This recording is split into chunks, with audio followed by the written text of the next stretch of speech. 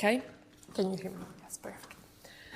So what I wanted to show you today is some approaches we have developed in recent years, which aim, okay, I think we are all set, which aim at embedding structure. I call it mathematical, but it could be mathematical, numerical, physical structure, or simply let's call it prior information we have about our system, in order to decrease the complexity as well as the requirements in the amount of data we need to obtain a prescribed accuracy when we want to use reduced order models for the solution of parametrized PDEs. So, just very briefly, what is the motivation behind reduced order modeling, surrogate modeling? There are several tasks in science or in scientific computing, such as the solution of data assimilation, optimal control, parameter estimation, uncertainty quantification tasks. We want to perform the model-based simulations, or we want to build digital twins. All these tasks rely on physics-based high-fidelity models, parametrized nonlinear time-dependent PDEs. And the point is, if we want to solve all these tasks, the repeated computation of the PDE solution is required, and this makes the use of full-order models, the finite element method, computationally prohibitive. For these reasons, we spent several efforts in the development of deep learning-based reduced order models. Here, the goal is to replace the FOM, our full-order model, our original system, by a model showing much lower complexity but still accurate, by exploiting from one side the reliability of numerical data and from the other side the efficiency of deep learning algorithms. Very briefly, the goal of reduced order modeling is the efficient approximation of the parameters to solution map. And if we want to build a ROM, two main tasks have to be performed. The first one is the computation of a suitable trial manifold approximating the solution manifold. That is the set of all the PDE solutions by varying time and parameters. Once we have identified the trial manifold, then we want to look for the latent representation, embedding the reduced dynamics onto this trial manifold. In particular, if we go for nonlinear reduced order modeling or nonlinear ROMs, they look for an approximation of our original solution expressed in terms of a nonlinear function, CH. This nonlinear function defines the nonlinear trial manifold approximating the solution manifold, where UN are the ROM intrinsic coordinates or latent variables. Obviously, this function mapping the low-dimensional intrinsic coordinates to the high-dimensional ROM approximation is nonlinear, and in our case, it has to be learned. And finally, regarding the reduced dynamics, here we use another nonlinear function, which again has to be learned, which directly models the relationship between the parameters and the intrinsic coordinates. So, on this nonlinear and non-intrusive setting is based the construction of a deep learning-based reduced order models. It consists of three main blocks: an encoder function, decoder function, and deep feed-forward neural network. In particular, the decoder function here defines the nonlinear trial manifold, and we employ, at least in this version, a deep feed-forward neural network for modeling the reduced dynamics. Yeah? Sorry, the online, I think this can't see the presentation. They can't see the presentation? Let me try to reshare.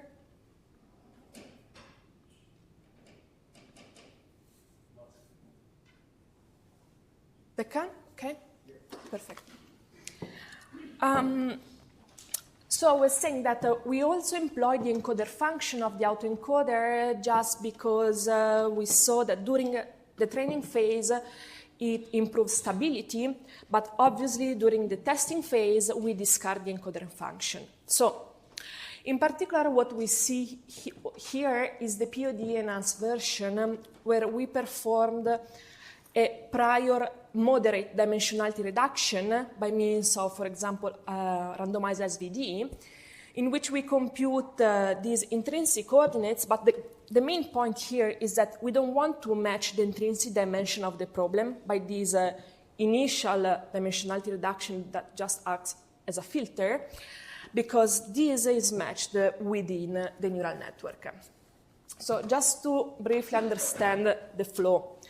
We start from our FOM solution, we apply randomized SVD, and then we obtain a low-dimensional representation. The same parameter instances associated to the FOM enters the DFNN, the feed-forward neural network. We obtain the latent variables, and the latent variables go through the decoder.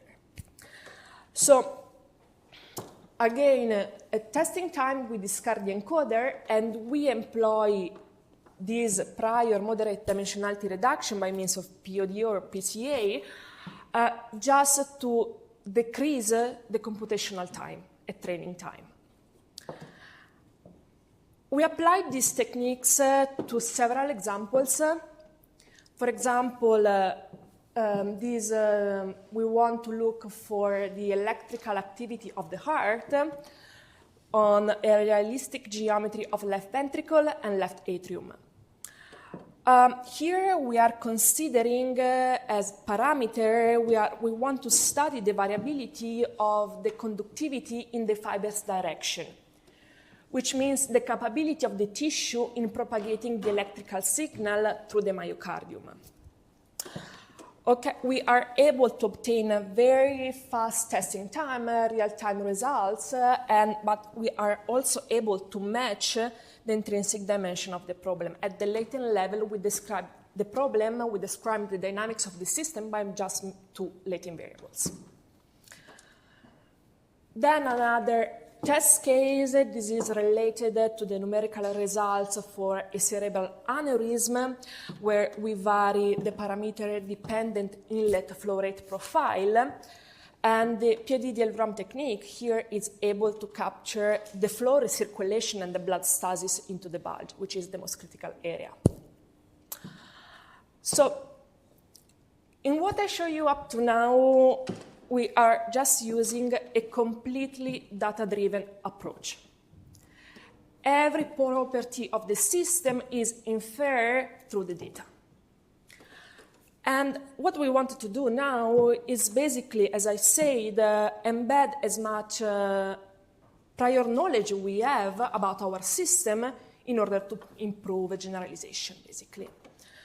And we did it in three different, we look for three different inductive biases to impose: physics, geometry awareness, and satisfaction of numerical properties.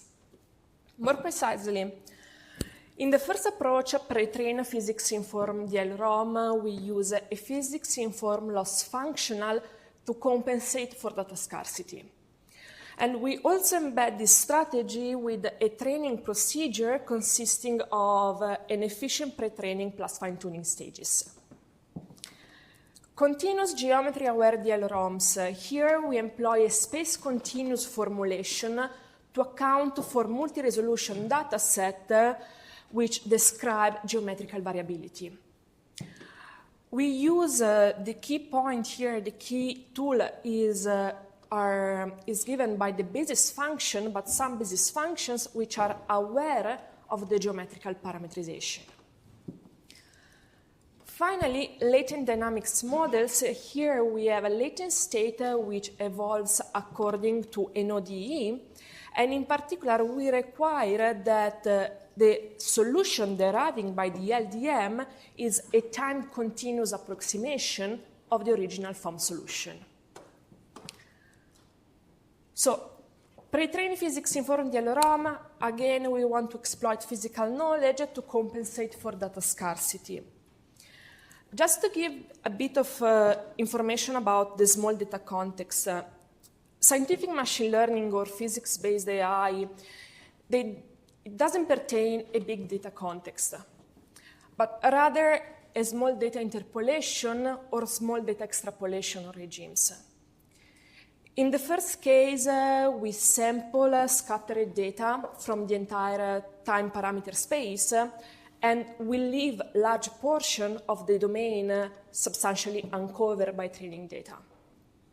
In the second case, instead, we sample snapshots just from a small region of the domain, and there is the total absence of data in an extended portion of it. However, we all know that the reliability of a neural network's output strongly depends on the amount of data we fed the network with during the training phase.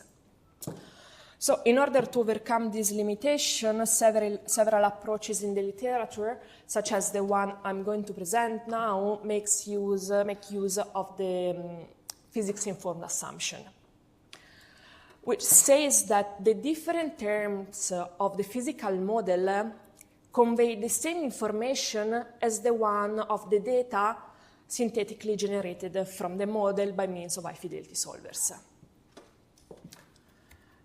So the key features of PT-PI DLROM are a space-continuous architecture which enables a mesh-agnostic prediction. Through such mesh-agnostic prediction, we can use a particular formulation for a physics-based loss functional, which we employ to compensate for data scarcity, an efficient pre-training strategy employed to accelerate the training phase and promote convergence to a suitable minimum, and finally, a fine-tuning strategy which is employed to further enhance prediction accuracy. So, POD plus DNN architectures as the traditional POD DLROM, they are basically limited by their discrete nature, meaning that they cannot be evaluated continuously in the space domain. Space-continuous architectures aim at filling this deficiency by casting the learning task into functional spaces, into an infinite dimensional space. And DeepONet are an example of a space-continuous architecture, where the basis functions are modeled by means of a neural network referred to as trunknet. By combining the outputs of the branchnet and the trunknet, we then obtain a mesh-agnostic approximator, meaning that its predictions are not limited to the vertices of the mesh, or in the same way we can evaluate the ROM solution at any given point in the space domain. So how to obtain such mesh-agnostic approximator? What we did was to merge POD DLROM and DeepONet. And in particular, in our case, the branchnet architecture is instantiated as a DLROM. It provides a finite set of time and parameter-dependent coefficients, while the trunknet is employed to approximate POD modes. Thanks to such mesh-agnostic approximator, we can use a physics-informed loss functional which is based on the strong continuous formulation of the PDE residual. Indeed, if we consider the expression of the solution, of the approximated solution in terms of the trunknet's basis functions, the formulation for the residuals, both at internal and boundary points, is the one provided here. However, evaluating possibly high-order space derivatives remains the main computational bottleneck in the calculation of the residual. Indeed, in this sense, we performed a preliminary test in which we wanted to study the dependence of the computational time required by AD, required by automatic differentiation, when we vary the derivative order and the complexity of the trunk net, meaning width and depth. As you can see, the higher the order derivative, the higher AD computational time. It doesn't depend on the width of the trunk net, but it depends on the depth. And especially for second order derivatives, the trend is quite steep.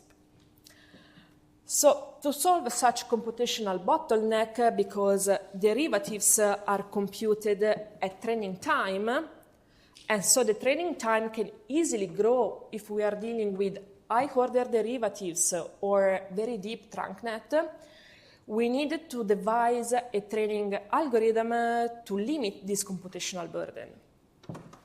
And our solution is a training algorithm consisting of pre-training plus fine-tuning.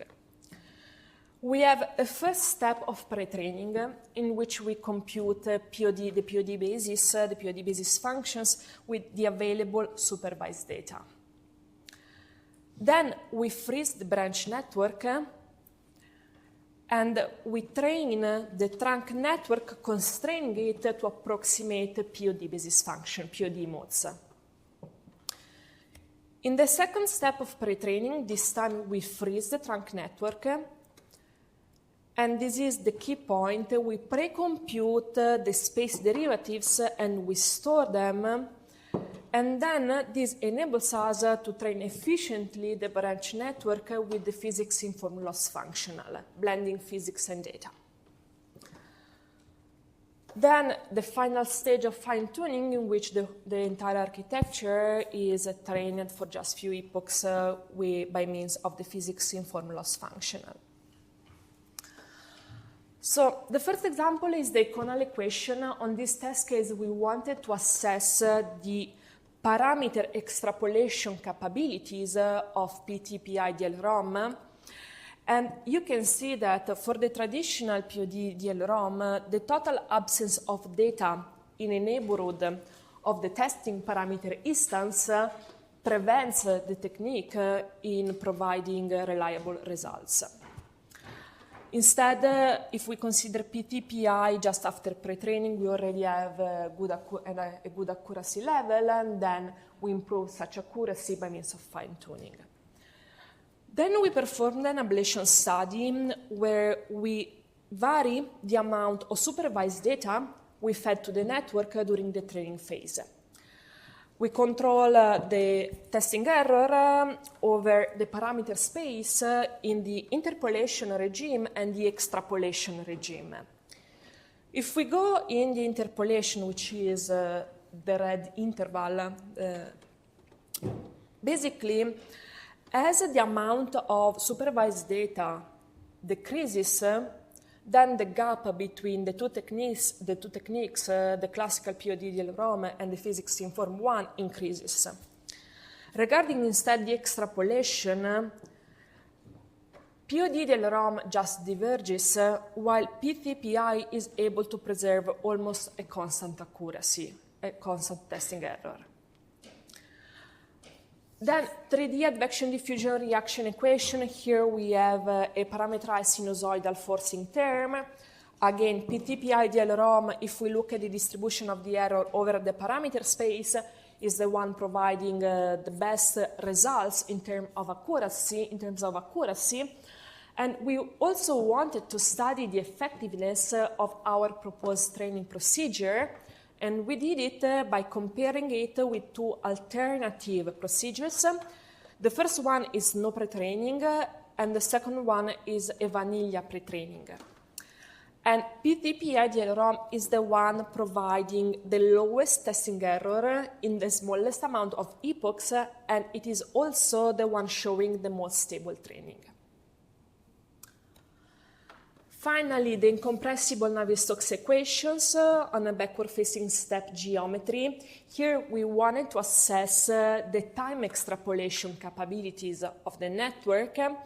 And you can see that PT-PI maintains high level of accuracy also in extrapolation on time instances outside the training time window, while the error for POD del ROM just starts to increase beyond the training time window.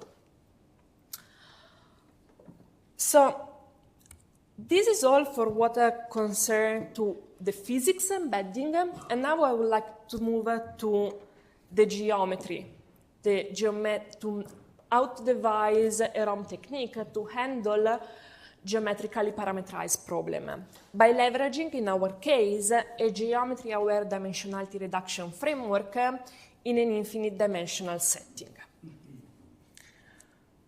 So, the general formulation of a PDE problem in presence of geometrical variability is the one reported here. N is a generic nonlinear operator, B enforces the boundary conditions, and U0 is the initial data. I want to remark that in this context, for each value of the geometrical parameters Xi, the solution field belongs to a different domain. And if we want to build a ROM in this case, we have to deal with two main issues. The first one is that the majority of ROM techniques, they rely on a space-discrete formulation, which limits the range of application just to diffeomorphic meshes with the same resolution, with the fixed resolution. The second point is the lack of a suitable inductive bias tailored for handling geometrical variability. And we try to overcome these issues by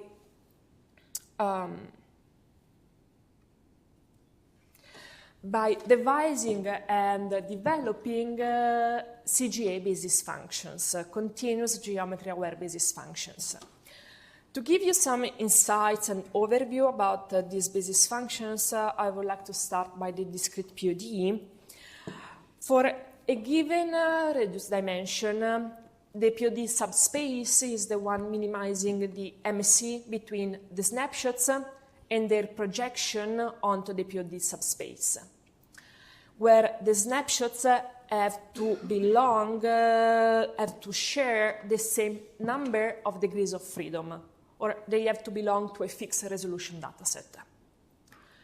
However, there are domain configurations which require a fine discretization to capture the low-scale effects of the solution, while there may be other domain configuration in which just using a coarser discretization is enough to grasp the underlying physics. So they need to be able to handle multi-resolution dataset. And in doing this, we move from the discrete POD to the space continuous one, where now we have space continuous modes, space continuous basis functions. And we can rewrite the optimality condition just in a functional space, in an infinite dimensional setting. But we still have a problem. In the traditional POD, geometrical parameters and physical parameters, they play the same role. Even if usually a slow decay of the eigenvalues is associated to the geometrical parametrization, while the physical parameters just decay. But in this context, you have to select a large number of basis functions to capture the variability of the solution manifold, and this leads to inefficiency, basically. Our idea was to employ continuous geometry-aware modes. A set of global basis functions that is optimal for any given choice, for any given instance of the geometrical parameters. As you can see, we are now optimizing only over P, which is the space of the physical parameters. And we achieve this by endowing the neural network by a strong inductive bias, which makes the basis functions aware of the geometrical parametrization. So In order to address the dimensionality reduction task, we need to introduce the abstract functional setting.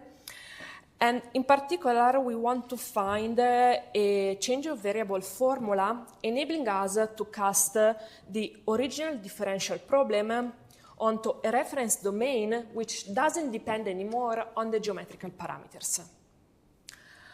We use a map Z which models the deformation from the current configuration to the reference one and vice versa. And we obviously have to require enough regularity to this map and its inverse. But the main point is that while in this original collection of spaces was not possible to define a solution manifold, in this space over the reference configuration, we can define a well-posed solution manifold and then address the dimensionality reduction task. So we rewrite our problem on the reference configuration, and by solving the CGA optimization problem, we are able to find CGA basis functions, a set of global basis functions defined on the reference configuration depending on the geometrical parameters which are optimal for any given choice of the geometrical parameters. Now, we use again the change of variable formula to obtain an alternative formulation which is more suited to our need. But the point here is that such a collection is usually not available in a closed form. So what we did was to model it by means of a neural network. A particular kind of neural network which basically provides a geometry-aware finite dimensional representation of an infinite dimensional field. And this is obtained by means of a geometry-aware projection and geometry-aware lifting operator. In each of these two steps, we have, for example, the morphing and then the projection, and here we have the lifting and the morphing. So we train such a neural network by minimizing the objective functional of the CGA optimization problem, and by casting it into the DL-ROM architecture, we obtain the CGA DL-ROM1. Here, I want to point out that the geometry-aware projection and lifting operators, they are trained in an unsupervised way to maximize the reconstruction error. And as in the traditional POD DL-ROM, at testing time, we discard the encoder. Now, I just want to say some few words on the compressive capability of these basis functions. I reported here the main features of the two optimization problems, POD and CGA. POD provides us the optimal basis function on average onto the physical and geometrical parameter spaces.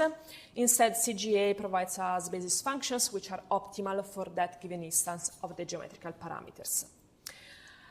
For a given reduced dimension, if we consider the best approximation error, then it can be proved that CGA basis functions outperform POD modes.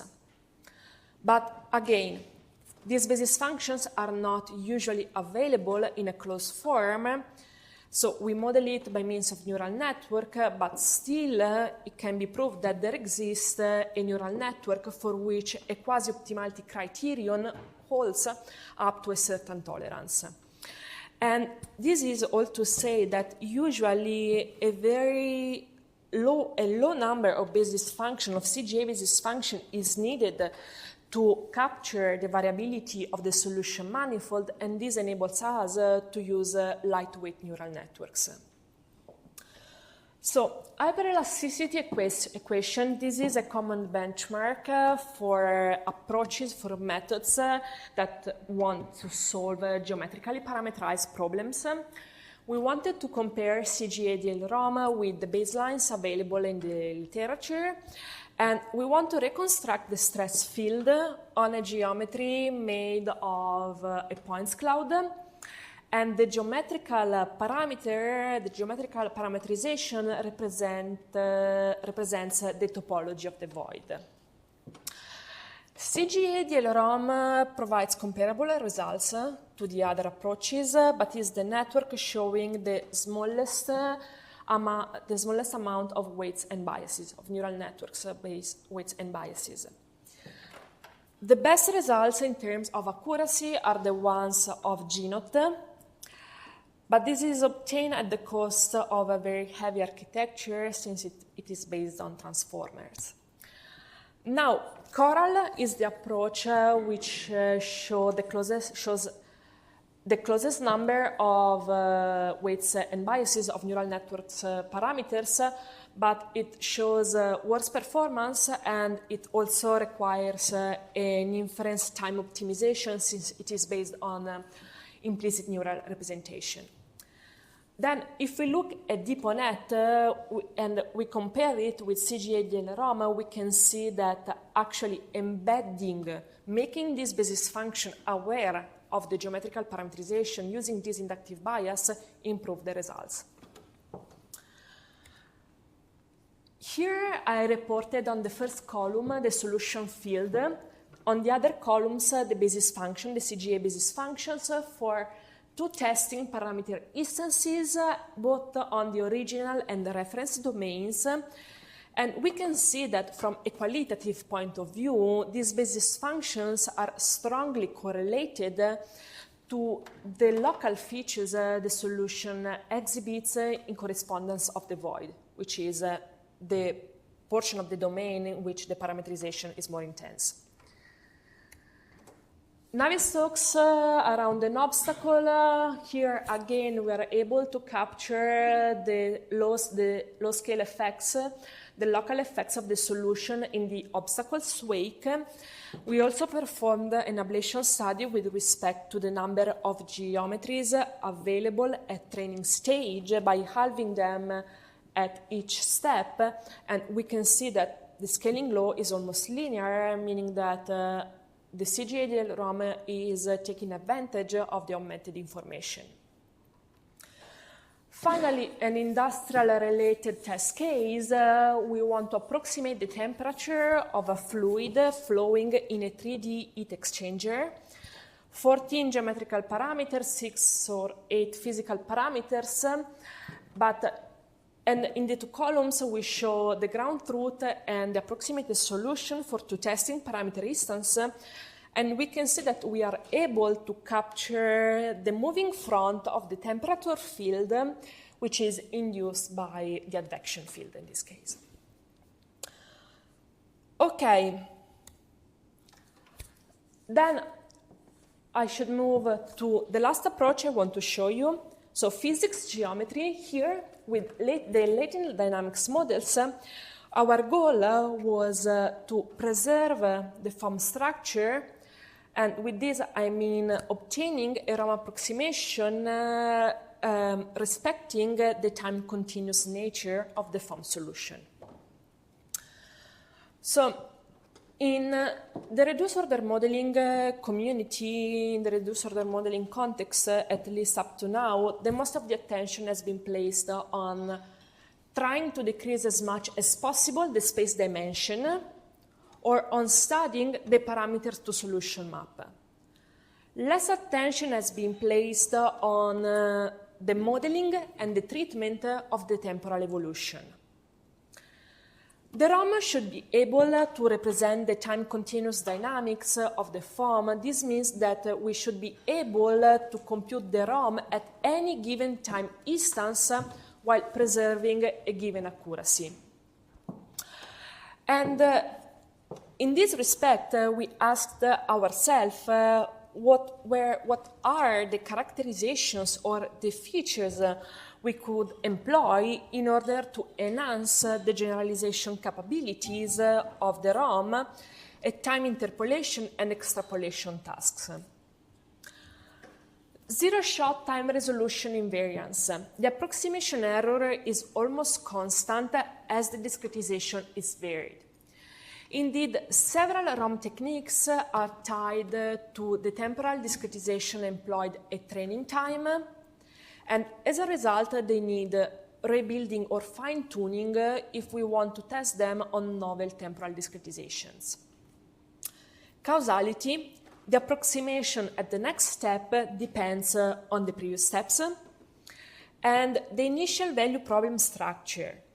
The ROM has to preserve the FOM IVP structure, thus only the initial value is needed to predict the entire evolution.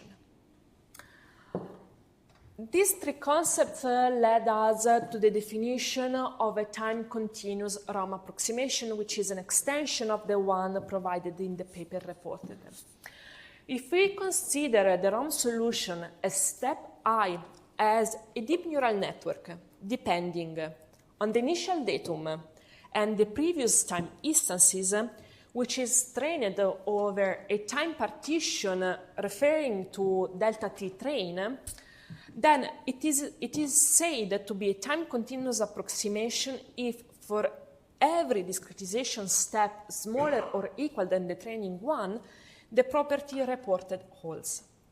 With this property, what we are asking is basically to preserve at testing time the training accuracy on smaller, on finer temporal discretizations. To obtain such property, we developed the LDM framework, latent dynamics model framework, which consists of 3 levels of approximation. The theoretical LDM, which addresses both dimensionality reduction and modeling of latent dynamics in a time-continuous and parametrized context. The discrete LDM, in which we employ a time scheme for the numerical approximation of the latent dynamics, and we studied the inheritance of the convergence, consistency, and zero stability properties of the numerical scheme employed. And finally, the learnable version, where we approximate the different components by means of neural networks, and we also are able to obtain a theoretical results showing that the approximation error is bounded and that the delta LDM theta solution is a time-continuous approximation. Very quickly, the low-dimensional state UN defines a latent dynamics for the high-dimensional state evolution if there exists a triple satisfying the minimization problem called latent dynamics problem.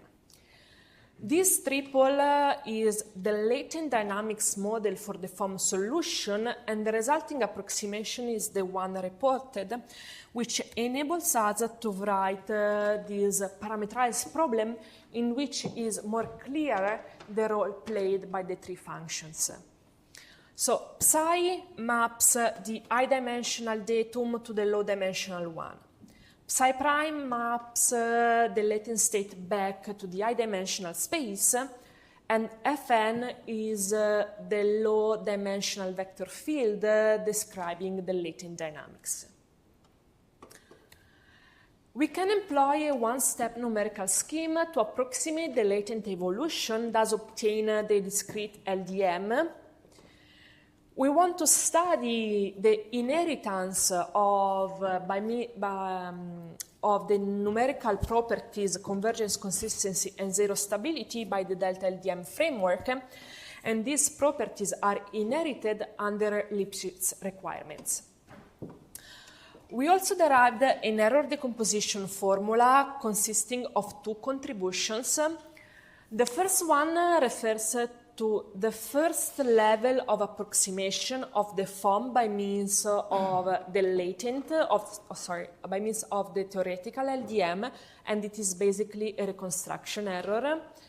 While the second one refers to the second stage of approximation of the theoretical LDM by means of the discrete LDM, so is the numerical error source, basically.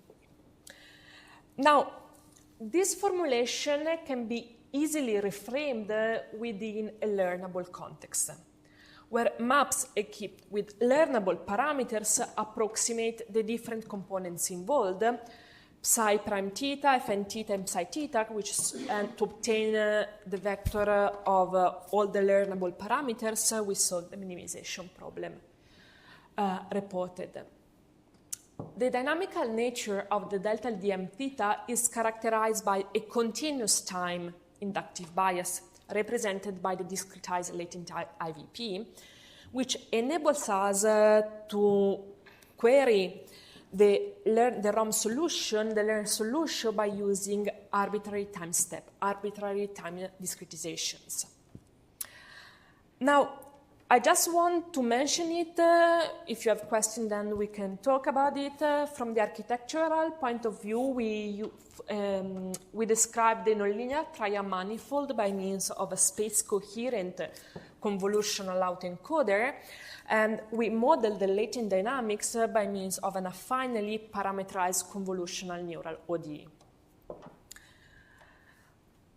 Here I summarize the entire LDM approximation flow.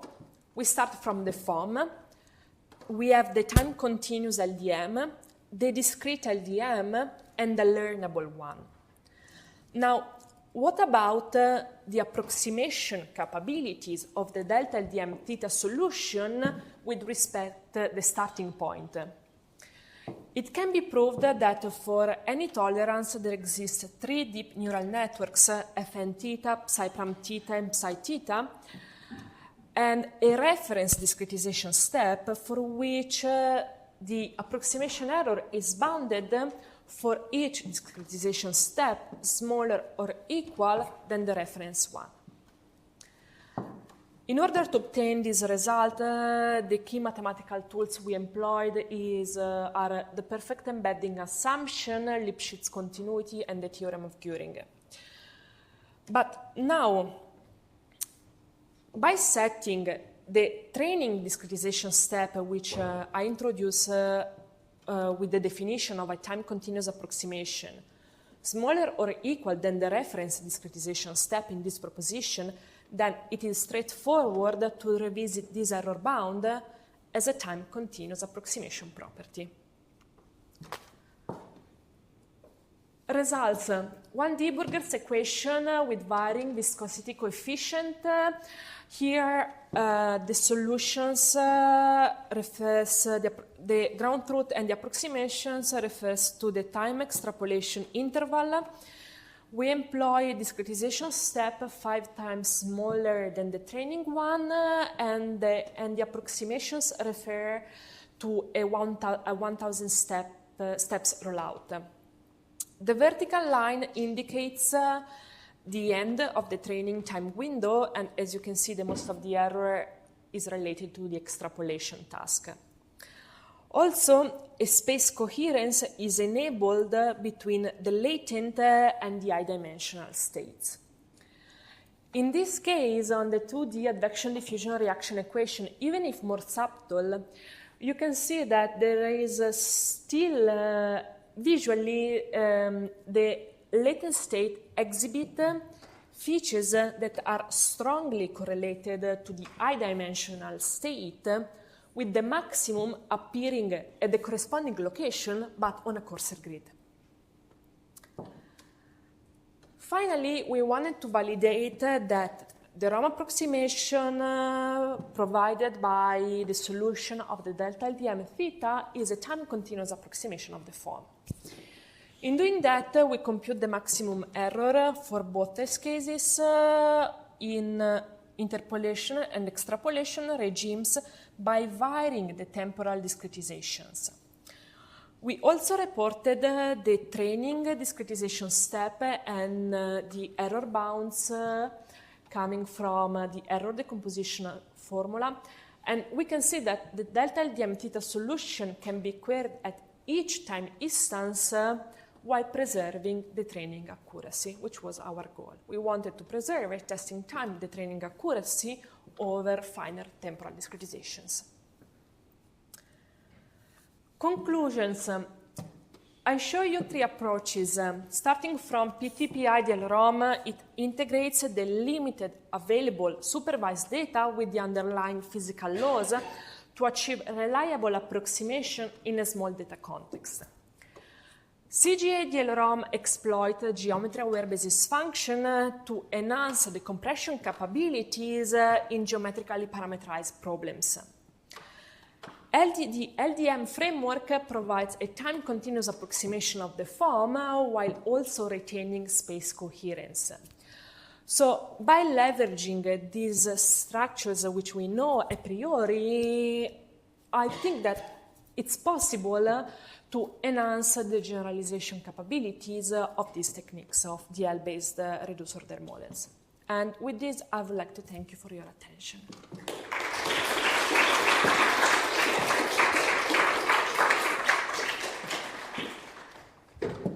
Thank you, Stefania, for this talk. Are there any questions from the audience? Yep. Thank you for your talk. Can you please relate your work with respect to the neural operator framework? Because it seems to me that some results are similar, and maybe you are specializing that kind of framework to reduce the order.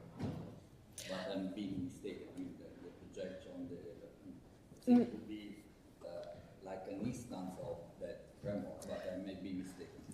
You can, I mean, from the formulation, the formalism, better point of view, the main difference is that the neural operator framework is casted in an infinite dimensional setting.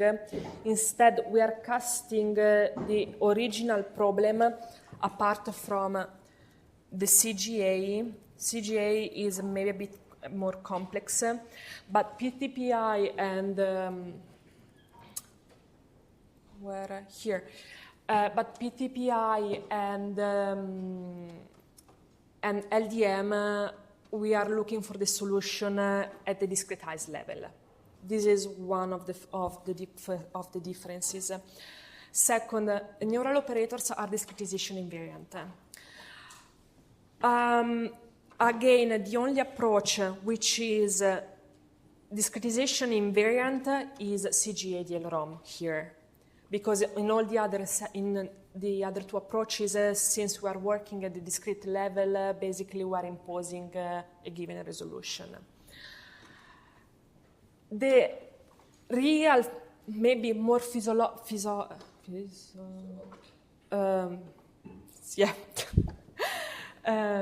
philosophical aspect is that here we are approximating the solution field. Neural operators approximate the operator. And this, from the mathematical point of view, can lead to different theoretical guarantees.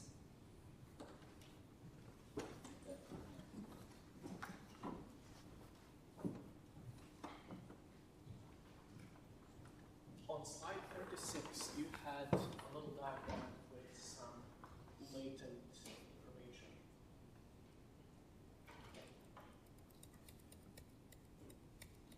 Yes. Yeah. One slide. Yeah. Yes, on the right-hand side. How should I think about these latent space if they are interpretable at all?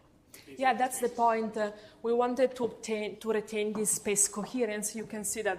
I mean, you can see this as a coarse mesh, a coarser discretization with respect to this one, and the maximum is appearing at the corresponding location. This is what I meant with preserving the space coherence. And this is basically a feature coming from the architectural choices we made in the latent dynamics, to model the latent dynamics, where there are basically particular downsampling operators. So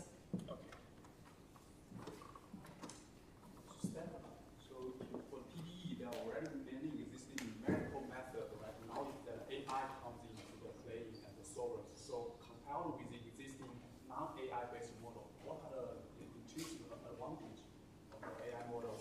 Sorry, I didn't get the last part. Yes, so the first one, for PDEs, there's already many existing models, finding the element, very different spectrum model, right? And now with the AI comes into the business, and then what are the intrinsic advantage of AI settings in this kind of problem? I think that the intrinsic, this is for granted. Time, decreasing the computational time. There are kinds of problem which, in order to solve with accuracy, think about FSI on very complex geometry is basically so complex to use traditional inverse boundary method. I mean, you know, but on the other side, I think that finite elements, let's say this way, is the only foundation models we have for PDE at the moment. There is nothing related to AI which can be called the foundation models for PDE. But apart from computational time being easier to use, for me, the main goal of these techniques is to be embedded in outer loop, in a big computational task. And these are the ones I was presenting at the beginning. Digital twins. You could never use finite element or finite volume in building a digital twin. If you want to do shape optimization, if you want to do optimal control, using these models in that context, I think is the real opportunity.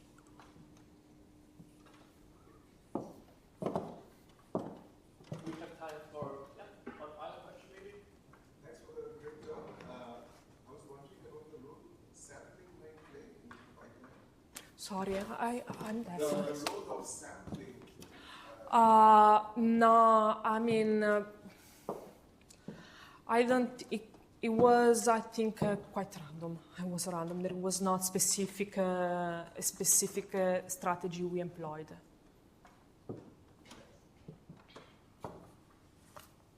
All right, and maybe a quick one for the end. Well, then I will ask, to what extent could you extend these techniques to domains which are not a subset of R to the n, but are maybe some geometry like a sphere, where I might want to learn temperature, humidity, wind speed, and so on? I mean, the LDM, you need to kind of extend to handle this kind of domain and the geometrical variability. But with CGA, I think it will be quite straightforward. Okay. Let's thanks